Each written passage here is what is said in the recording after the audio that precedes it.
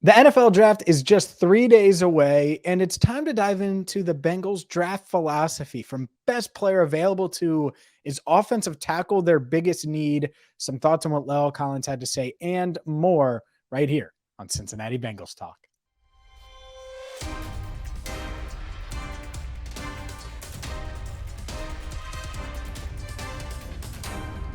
Hi again, everyone, and welcome in to CBT. I'm James Rapien of allbengals.com. Hit that subscribe button, ring the bell, buckle up, strap in, make sure that you ring that bell so you get all of our alerts and all of our videos are in your subscription feed this week. From Bengals on the Brain with Joe Goodberry, I'm going to have a predictive mock draft coming out in a few days where I predict what the Bengals do, and it's, I think, going to surprise some people. I'm still gathering some information, trying to bang on as many doors as I can to get the insight that you want here on CBT. But let's dive on in, because there's a lot of opinions out there right now about the Bengals draft.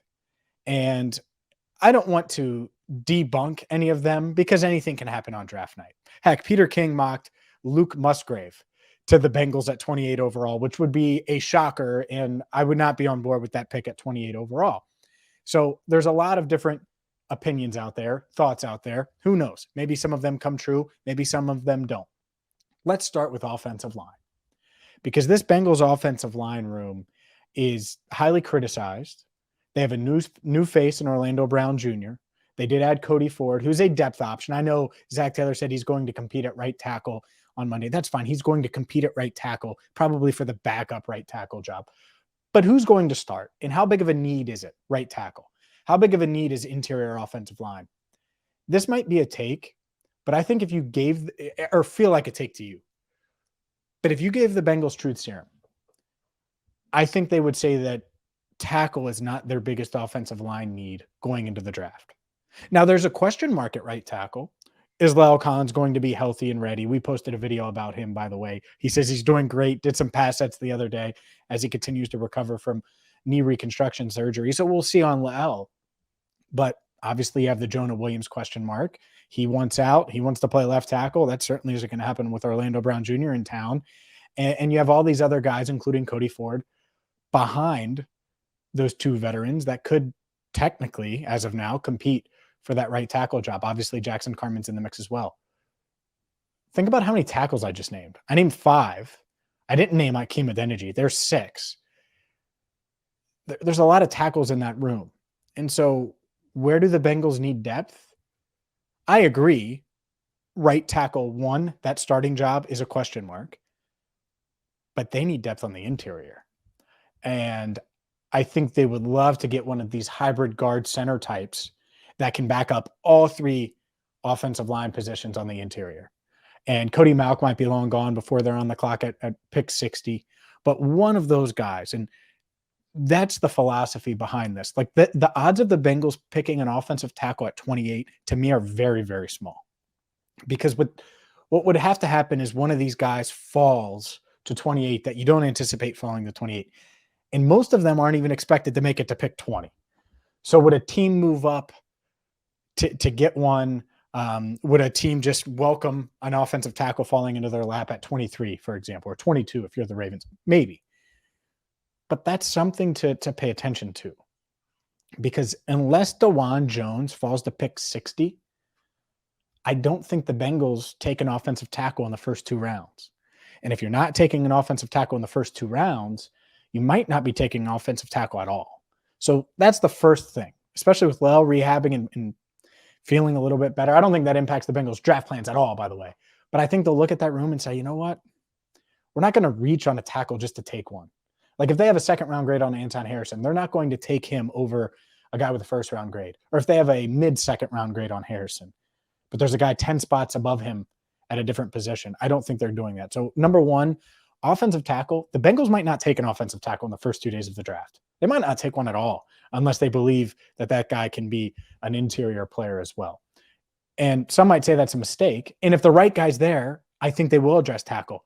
It's just the way this board is shaking out and shaping up to be. I don't anticipate one of those top guys being there. So we might not see a tackle early. Some other draft philosophy comments, things that I don't even want to say that I've heard, but that I believe that the Bengals believe. if that makes sense. And it's not me making things up pie in the sky. This is me trying to do my due diligence and at the same time reading between the tea leaves that Zach Taylor has given us on Monday, which we posted right here on CBT, what Duke Tobin said last week, obviously talking to people across the league. And the first thing is, I don't think the Bengals are going to prioritize, man, this tight end better be a hell of a blocker. If you can't block, you can't play on our offense. Now, willing blocker is different than hell of a blocker. I think that most of these guys, Dalton Kincaid, for example, is a willing blocker. I think obviously Michael Mayer is a willing blocker, even though he's gotten overhyped as a blocker. He's not perfect as a blocking tight end, but he's a good blocking tight end. But this idea that the Bengals couldn't take one of these pass catching tight ends, they had Hayden Hurst last year. They moved Hayden Hurst into the slot plenty, and they used him in that way. And so part of this is fit and what fits the Bengals. Well, the Bengals are a passing team. Some may not want that. Some may remember the days of Corey Dillon, which most of the time they were bad when Corey Dillon was on the team, and they never had a winning record when Corey Dillon was on the team. But you may remember those days and say, man, no, you want to run the ball, or you want to have this big, physical, tough AFC North. That's fine. The Bengals have Joe Burrow. They want to throw it all over the damn place, which is why you get a big physical offensive lineman like Orlando Brown Jr. It's why they would be in on DeJuan Jones in round 2, I believe, not necessarily round 1. They're on board with being big, tough, and physical in the trenches. Let's be honest here. They want to spread you out and carve you up. Let Joe Burrow do what Joe Burrow does. And so some of the stuff I'm seeing, it's like they don't need Darnell Washington. Now, if they believe that Darnell Washington can develop into this premium pass-catching talent and also be this high-end blocker, of course. But some are saying, oh, well, you need him because he can be a 6th offensive tackle to protect Joe Burrow. Well, then just get a tackle and have your right tackle job solidified. And I think that's the part of it where this is a deep tight end class, and there's a lot of dialogue and a lot of discussion. I said it with Joe Goodberry when we were talking about the Kincaid-Mayer debate, and it came up, Peter Schrager was talking about it. Sam Laporta could go ahead of Darnell Washington. Darnell Washington could fall a little bit. I hope he doesn't, because if the Bengals don't take a tight end in round 1, they're going to want someone in round 2, and maybe someone else that fits them a little bit better could fall to round 2. And I'll have more on exact fit specifics. And when I do that mock, I'll mention other guys that I think they could target in that range, because it's really tough to predict a mock draft at the end of every single round. But I'm going to try to get it done. But this idea that they're going to take Darnell Washington just because he's a good tight end blocking wise, they need him to catch the ball too. And if they, by the way, if they feel like he's going to develop into that, I could see them picking him. I'm not saying that. If they think he can be a high-end red zone target, boom, right away, and thrive in this offense, could he be the pick? Yeah, I think it's more likely than Luke Musgrave necessarily at 28. I don't think either one is likely, to be quite honest. And then the other thing here, just going back to pick 28, and really throughout the draft, but certainly pick 28, they're going to pick the best player available. And more often than not, that player should be able to contribute right away. Last year, they picked the best player available. You had Jesse Bates and Von Bell. Dax Hill's not going to get on the field much, not when those two dudes stay healthy. So this year, it could be Emmanuel Forbes, who would be penciled in as cornerback 4 and play a decent amount of snaps, I would say, especially with Chidobe Awuzie nursing that knee surgery as well, coming back from that knee surgery. We'll see. But I think he would play a decent amount as a rookie. Maybe it's a rotational piece. Maybe it's a guy like Kalijah Kancey on the interior of the defensive line. Maybe it's not. Maybe they go with a running back. Maybe the right tight end is there in Dalton Kincaid. Dalton Kincaid won't be on the field every single snap, and that's okay. But I think it's going to be interesting because the way you look at it, the Bengals should be able to find an instant contributor that might not start every single game right away at 28, but should be able to help this team win in 2023. And that's obviously what they're trying to do, is find the guys that can come in right now and help them, and also maybe have even bigger roles in the future. So do I think that's offensive line? Probably not. I'm sorry. I think that's unlikely.